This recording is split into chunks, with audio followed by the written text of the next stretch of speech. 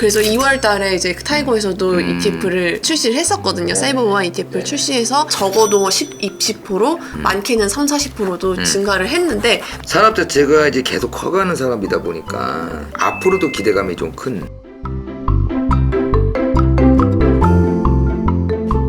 다시 보는 반가워 ETF 5번째 시간인데요. 오늘도 미래에셋 자산운용 글로벌 ETF 마케팅 송승현 선임연구원이 나와 계십니다. 안녕하십니까? 네, 안녕하십니까? 네, 어느덧 이제 5번째 네. 시간이 됐는데 오늘은 제가 ETF 여지껏 다뤄오면서 좀 생소한 거예요. 사이버 보안 ETF. 아, 이런 것도 ETF가 있었구나. 보안주는 많아요, 굉장히. 그쵸. 네, 보안주는 많은데 아, 이걸 또 모아놓은 ETF가 있다. 네. 그래서 오늘 요거에 대해서 좀 한번 알아보려고 하는데 먼저 들어가기에 앞서서 아무래도 온라인 쪽이 많이 활성화되다 보니까 사이버 보안에 대한 그 중요성이 점점 이렇게 커지고 있잖아요. 그쵸. 그러다 보니까는 아무래도 사람들의 관심도 높아지고 더더욱 최근에 이제 우크라이나 러시아 전쟁 터지면서 거기서도 사이버 보안에 대한 이슈들이 나오고 있단 말이죠. 그쵸. 최근 중요성이 높아지고 있는 사이버 보안에 대해서 한번 간단히 한번 설명 좀 하고 들어가 봐야 될 것 같아요. 아무래도 이제 최근에 사이버 보안 중요성이 높아진 결정적인 계기는 아무래도 러시아 우크라이나 전쟁인 것 같습니다. 네. 그렇기 때문에 사실 최근에 수익률 그래프를 그려보자면요. 재밌게도 제가 1회 때 얘기했던 혁신 테마들 중에서 네. 제일 수익률이 괜찮아요. 사이버 보안. 아, 사이버 보안이? 네. 그럴만한 게 최근에 이슈를 많이 타서 많이 올랐어요, 관련주들이. 계속 이런 사이버 어택들이 많기 때문에 네, 이런 네. 수요가 늘어날 수밖에 없어가지고 네네네. 그래서 저희도 그래서 2월 달에 이제 타이거에서도 ETF를 출시를 했었거든요. 사이버 보안 ETF를 출시해서 혁신 테마에 대해서는 전체적으로 이제 투자 심리가 좋지만은 않은데 이 사이버 보안만은 계속 이제 매출이 견조하게 올라가면서 투자자들 분도 이제 많이 찾으시는 테마예요. 그리고 아시다시피 이런 사이버 보안 테마가 각광을 받게 된 결정적인 계기는 결국은 러시아 우크라이나 전쟁 때문인데요. 러시아가 우크라이나 공습을 공식적으로 시작한 게 2월 24일이잖아요. 네네. 근데 이 전에도 사실 사전 작업이 굉장히 많았습니다. 예를 들어 1월 달에는 러시아가 이제 우크라이나 외교부 사이트 해킹을 하면서 그 경고문을 막 올려놨었어요. 그래서 너희 우크라이나 국민들이여 너희들의 이제 개인정보 모두 해킹되었다. 조심해라 뭐 그런 식으로 협박을 한 문구예요. 이게 사실 정부 사이트가 해킹당한 건 되게 큰 이슈인 거잖아요. 그죠, 큰 이슈죠. 이때도 약간 그래서 안 그래도 러시아 우크라이나 사이는 이제 2014년 돈바스 때부터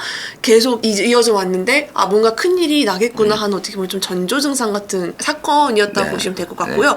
2월에도 보면은 우크라이나의 정말 큰 상업은행들 프리벳방크랑 오샤드뱅크 이런 은행에도 디도스 공격이 났었어요. 사실 우리나라로 치면은 K뱅크나 S나 뭐 W뱅크 같은 데에 디도스 공격이 일어난 네. 거죠. 그러니까 정부기관이나 개인들의 입장에서는 기겁할 만한 이슈인 거잖아요. 자기들의 자산이 공격을 받은 거니까. 그래서 이럴 정도로 공격의 빈도나 강도가 전부터 높아지고 있었습니다. 최근에서 이러한 사이버 어택에 대해서 4월 27일자로 마이크로소프트에서 우크라이나 특별 케이스에 대한 보고서를 냈는데 여기서 이제 사이버 공격의 주체가 러시아에서 이제 3가지 기관들이 주도적으로 하고 있다라고 해요.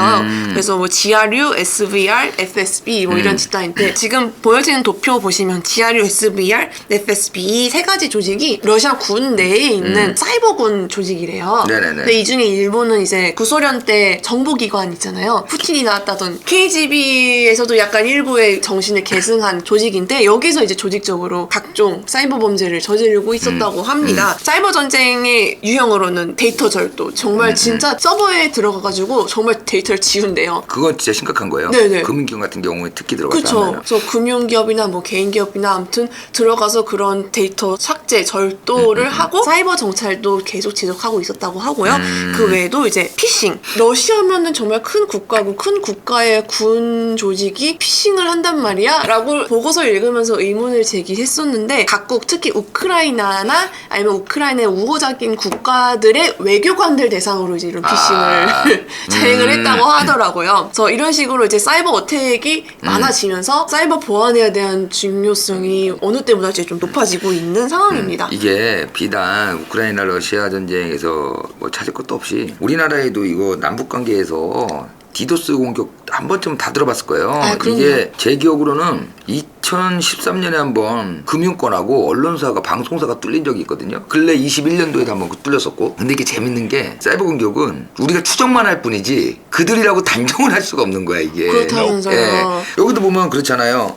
러시아로 의심된다. 추정된다. 우리도 항상 기습 공격 받으면은 북한의 소행으로 추정된다. 이런 식으로 이제 넘어가게 되거든. 제가 알기로는 지금 러시아 군이 조직적으로 행하고 있다라고 하는 사이버 공격도 공식적으로는 러시아가 한 적이 없다고 맞아요. 대부분 네. 다 한 적이 없다고 분명히 알고 있거든요. 네. 찾을 방법은 없는데 네네. 그런 일이 벌어졌다는 건 우리가 충분히 알 수 있는 정황들이 많다 보니까 그쵸, 그쵸. 아까 말한 그런 뭐 방송사, 금융사 이런 곳들이 뚫리면 특히 증권사 우리 아이고. 1분 1초만 공격당해서 시스템 에러나면요. 그렇죠. 틱 하나라면 틀어줘도 아, 이제 비교 난리 나죠. 아니에요. 우리 그쵸. PC방에서 게임하고 있는 애들 갑자기 전원 끈 거랑 똑같이 되는 거야. 난리나. 그건 더 사람들. 심해지죠. 이성을 잃어요. 맞습니다. 아주 심각한 상황이 발생하기 때문에 네네. 주식 투자자분들은 잘 알 거예요. 이러다 보니까는 이 사이버 보안에 대한 관심이 지속되고 있잖아요. 네. 그러다 보니까 이제 관련주들도 성장하는 모습들도 보이는 거고 대표적인 좀 사례들을 좀 네. 보면 어떤 것들이 좀 있을까요? 사이버 보안에 대한 중요성이 부각된 거는 이번에 러시아 우크라이나 전쟁이 좀 크긴 하지만 그 네. 전에도 굉장히 큰 이슈긴 그렇죠. 했어요. 작년 재작년에 그런 중요성이 많이 부각된 사태들이 있었는데요. 대표적으로는 이제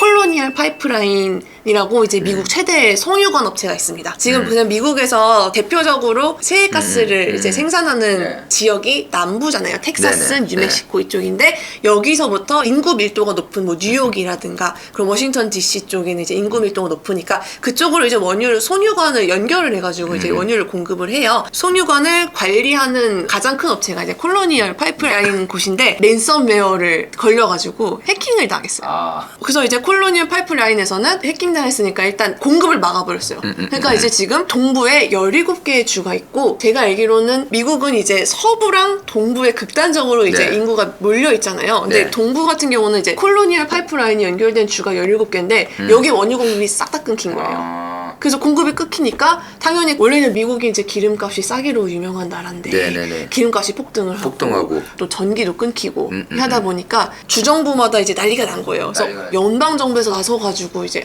이제 비상 야. 사태다라고 할 정도로 사태가 커졌었어요. 예전에 지어졌던 기관시설 같은 경우에는 네. 사이버 공격 이런 데 취약할 수밖에 없잖아요. 그거를 염두에 두고 만들어진 것들이 아니기 때문에. 그렇죠, 그렇죠. 그러니까 이게 만약에 이런 것들이 다 도입을 시킨다고 하면은 그 자체만으로도 사이버 보안 관련 업체들은 굉장히 수혜를 받을 수밖에 없는 거예요. 이게. 구조적으로 그럴 왜냐면 수밖에 이건 없어요. 계속 중요한 거니까 이걸 다시 만들 수는 없는 거고 추가적인 설치를 해야 되니까. 네. 그래서 당연히 국가가 이렇게 한번 맞았으니까 당연히 네. 국가 입장에서도 뭘 해야 되잖아요. 네네네네. 그래서 콜로니얼 파이프라인 사태가 처음 터진 게 5월 7일이었거든요. 네네네네. 근데 딱 일주일 지났을 때 바이든 행정부에서도 사이버 보안 관련해서 행정명령을 내렸습니다. 이거 얼마 안 된 일이에요. 작년 이맘때 일어난 일입니다. 그래서 이제 행정명령을 내려서 연방정부에서 이제 기관별로 사이버 보안 기준을 강화하고 관련된 인력을 길러야겠다. 약간 이런 골자가 있는 행정명령이고 이게 또 4가지 단계로 나뉘어져 있어요. 몇 네. 년까지 몇 개년 계획으로 세워져서 언제까지는 이런 계획에 대한 구체적인 안을 세우고 그에 대한 예산을 확보하고 하는 식으로 이렇게 구체적인 플랜이 있거든요. 그래서 그게 지금 단기적으로 실행이 되고 있는 상황입니다. 그리고 미국뿐만이 아니라 이런 비슷한 조치는 지금 EU에서도 일어나고 있는 현상이고요. 거기는 이제 유럽 의회에서 발의를 해서 사이버 보안을 강화해야 된다. 그러니까 국가 입장에서 정책적으로 지원을 해야 된다라고 지금 이야기를 하고 있습니다. 그래서 결국은 이게 정책적으로 하는 데이기 때문에 구조적으로 파이가 커질 수밖에 없는 시장이다.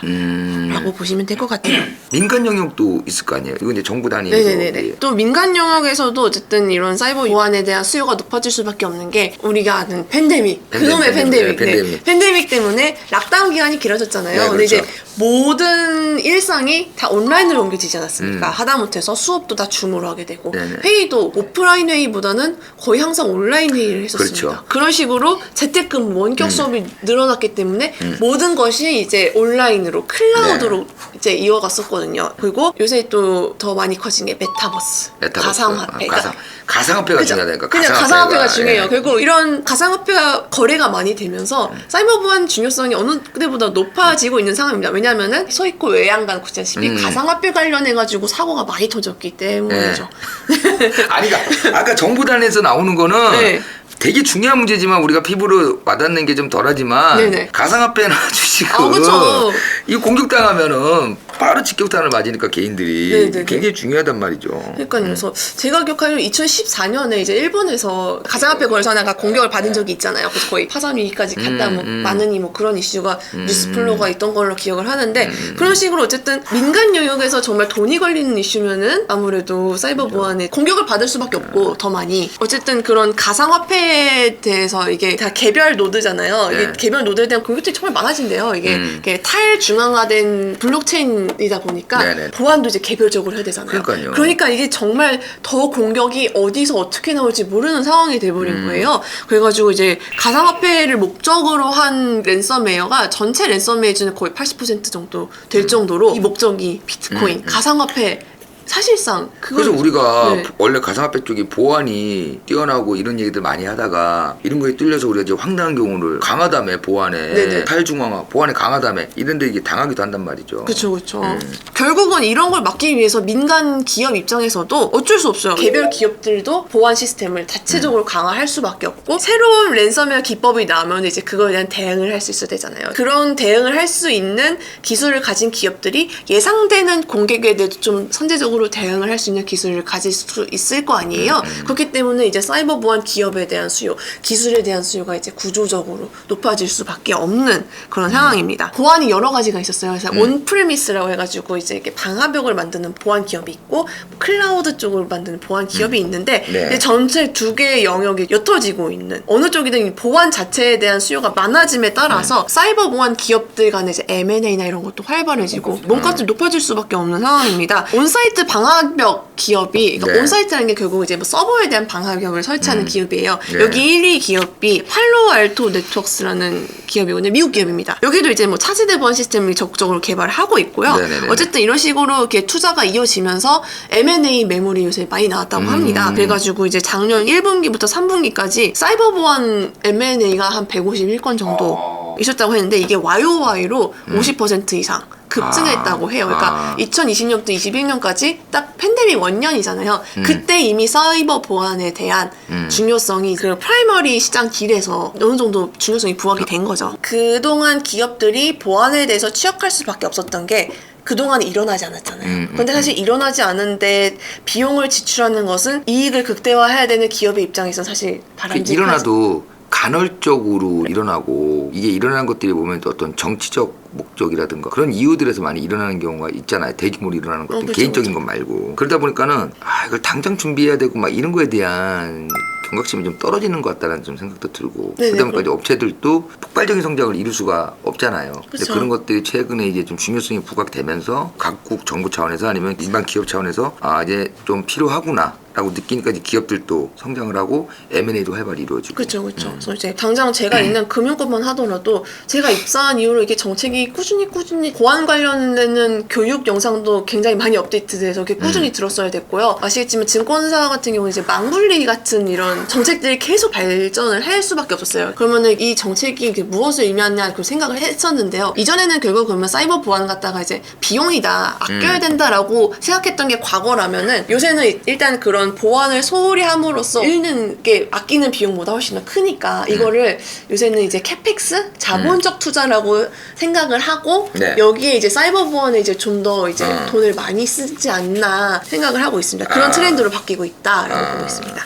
지금 그렇다면 이제 기업들이 쭉 있을 거 아닙니까? 네네. 모든 기업들이 다 그러진 않을 거고 네네. 업종 내에서도 좀 눈에 띄는 기업들이 있을 거고 기업들의 좀 실적들은 좀 비교해 보면 네네. 좀 어때요? 기업들이 흥미로운 점이 수요는 다 증가했어요. 그러니까 일부 실적 이렇게 보면은 대부분 다 매출은 다 증가했어요. 적어도 20% 많게는 30-40%도 증가를 했는데 문제는 이게 넷인컴 단에서 갈리는 모습이 관찰이 됐는데요. 정확히 개별 기업 이슈에 대해서는 100%는 알지는 못하지만 미국에서 쓰는 회계 기준이 GAAP 갑 기준인데 네. 이 갑 기준 같은 경우는 수익을 산정을 할 때 보안 기업들의 특성상 실제 수익성을 반영하지 못하는 규칙이 있다고 해요. 저도 그 규칙이 어느 계정에서 그런지에 대해서는 제가 스터디가 안 됐는데 일부 기업 같은 경우는 실제로 돈을 벌었는데도 불구하고 갑 기준에 따라서 회계 지표를 작성을 하다 보니까 실적이 안 좋게 나왔어요. 안 좋게 나왔고. 근데 그거는 이 내막을 모르는 투자자들은 당연히 안 좋게 볼 수밖에 없는 거죠.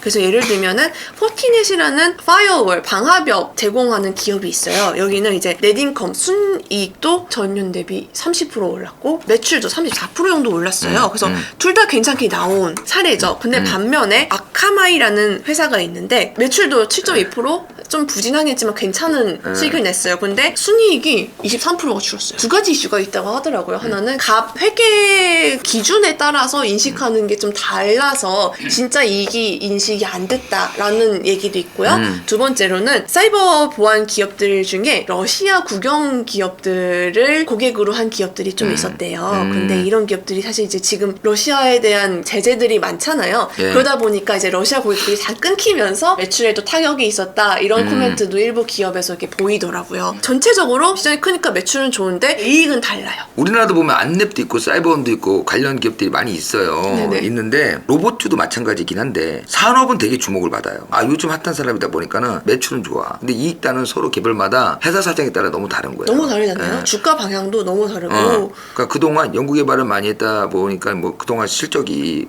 크게 이익을 냈던 곳들이 아니잖아요. 그러다 보니까는 아무래도 좀 작은 기업들은 회계상의 어떤 그런 좀 잘 안 갖춰준 데도 있을 것이고 이것저것 반영해야 될 것도 많고 하다 보니까 테마로 접근하는 사람들이 있지만 로봇이나 사이버 보안업체들이 여기를 어떤 기업적인 펀더멘탈 차원에서 접근하기 쉽지가 않단 말이에요. 네네네. 기업들. 그래서 각 개별 기업들 접근이 쉽지 않은 분야이기 때문에 더욱더 필요한 이제 것이 ETF로. ETF가 필요하다. 네, 그렇습니다.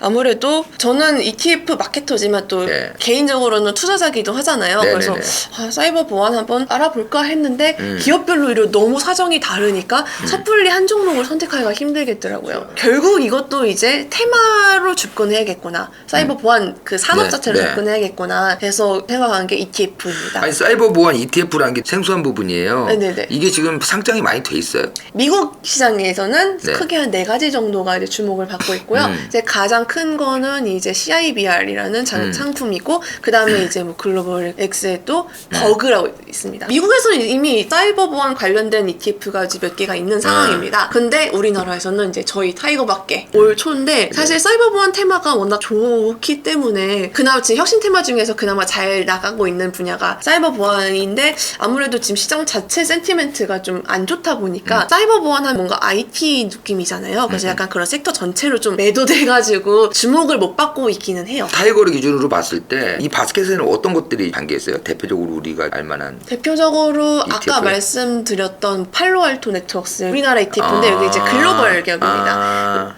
그리고 제가 알기로는 안랩도 비중이 좀 있습니다. 대부분 다 이제 미국 기업들이에요. 노턴 안티바이러스라는 백신 아시죠? 그 노턴 라이프락이라는 종목도 있고, 컴퓨터를 관심 있게 보신 분들은 아바스트라는 뭐 이런 기존에 우리가 했던 안랩에서 나오는 V3 같은 백신을 네네네네. 만드는 그런 기업들이 이제 사이버 네. 보안 쪽으로 많이 진출하면서 비중을 갖고 있고요. 팔로알토 아까 말씀드렸던 그런 거나 아니면 체크포인트라는 그런 기업들이 이제 좀 비중이 크게 들어가 있다라고 보시면 될 것 같아요. 지금 어때요? 수익률이나 뭐 상장 이후에 상장 이후에 사실 저희가 기대한 것만큼 흥행을 하지는 못하고 있어요. 그냥 시장 전체 센티멘트가 워낙 안 좋다 보니까. 그래서 수익률이 좀 지지부진한 상황이기는 한데 다른 테마에 비해서는 자금이 꾸준히 들어오고 있는 상황입니다. 이 사이버 보안 ETF가 몇 개 정도가 되면은 네. 우리가 관심을 갖고 한번 볼 텐데 하나밖에 없어서 그런 것 같아요. 그러다 보니까 이제 사람들이 많이 좀 들어가서 ETF에 투자도 하고 해야지 좀 주목도 받고 이걸 파생으로 해서 새로운 종목도 좀 편입시키기도 하고 또 다른 상품 만들기도 하는데 그런 차원도 있겠네요. 나온 지 얼마 안 된 상품이다 보니까. 네, 그런 것도 있는 것 같고요. 사실은 되게 사이버 보안이라는 업종 자체가 사실 뭐 전기차는 게 밸류체인이 쫙 있잖아요. 또 아니면 로봇도 밸류체인이 있고 메타버스도 보면은 사실 산업으로 치면 되게 다양한 산업을 이제 포괄한 테마잖아요. 근데 사이버 보안은 IT라는 섹터 내에서도 일부기 때문에 아마 기업 수 전체가 많지 않아가지고 그래서 주목도가 좀 떨어지는 부분도 있지 않을까라는 생각이 일단 들었고요. 두 번째로는 아무래도 투자를 하려면은 기업 분석이나 산업 분석이 전제되잖아요. 근데 오히려 이제 개별 종목을 투자하시는 분들은 이쪽을 이거를 관심이 있어서 이렇게 깊게 스터디하거나 이쪽에 종사하시는 분이 아니면은 어려울 수밖에 없을 것 같긴 합니다. 뭐 어차피 지금 이제 나온 지가 2월에 나왔기 때문에 불과 3개월 네, 그렇죠. 정도밖에 안 됐고 산업 자체가 이제 계속 커가는 산업이다 보니까 앞으로도 기대감이 좀 큰. 모르면 몰라도 우리 미래에셋 외에 다른 운용사에서도 사이버 보안 관련한 ETF들 아마 많이 생각하고 있지 않을까. 고려하고 있을 것 같습니다. 싶고. 왜냐면은 최근에 계속 부각되고 있는 산업이기 때문에 안 할 수가 없을 것 같아요. 사이버가 좀 더 투자자분들이 주목을 해주시면은 코덱스, 킨덱스 다 아리랑 다 그렇죠. 제가 보기엔 다 들어올 시장일 것 같습니다. 그죠. 근데 아까 말씀하신 대로 기업이 많지 않다 보니까 네네. 그런 한계점은 있긴 한데 네네. 오히려 또 그런 데서 똘똘한 기업들 아, 그럼요. 찾아들 수도 있고 그래서- 다른 테마에 비해 ETF에 네네, 비해서 더 저- 수익률도 나올 수 있고. 그래서 좀 개인적으로는 이런 장기적인 테마 같은 경우는 작은 비중이라도 연금에다 두고 적립적으로 이제 종종 정기적으로 하시는 것도 나쁘지 않은 접근법이라고 생각을 합니다. 저희가 지금 쭉 5회까지 알아보지만 지난번 리치를 했었고 이번 이제 사이버 보안인데 솔직히 인기에 편입할 수 있는 업종 ETF는 굉장히 많아요. 근데 이제 그런 것보다 앞으로 좀 미래 산업에서 또 관심 가질 수 있는 그런 산업군을 모아놓은 ETF도 좀 소개드려야 될 필요가 있기 때문에 사이버 보안 ETF는 한번 소개를 해본 거고 몰랐던 분들 저 같은 경우도 그렇고 많이 아마 도움이 되지 않을까 싶어요. 이런 ETF도 있다. 꼭 투자를 지금 당장 안 하더라도 관심 갖고 한번 지켜볼 만한 아, 네, 그렇습니다. ETF고 산업이다. 결정적인 거는 기업 수가 많지 않고 시장에 지금 이슈를 받고는 있지만 개별적으로 접근하기가 쉽지 않은 부분이기는 맞다. 워낙 전문적이고 이런 것들을 한번 전문가들이 직접 픽해서 할 수 있는 ETF, 바스켓 담은 그런 상품에 투자해본 것도 좋은데 연구원이 말씀하신 종목 중에 보면은 모르는 게 태반이거든요. 저도요. 안랩 하나 알아요. 안랩 하나. 안랩은 대한민국 사람 웬만하면 다 알 거예요. 아, 그럼요. 다 알 거예요. 그거. 아마 알기도 알고 투자한 사람도 많을 거예요. 하여튼간 대표 기업인 건 맞고 오늘 사이버 보안에 대해서 한번 좀 잘 알아봤고요. 다음 주에 또 우리가 새로운 ETF로 한번 또 소개하는 자리를 한번 가져보도록 하죠. 알겠습니다. 오늘 말씀 고맙습니다. 네, 감사합니다. 예, 고맙습니다.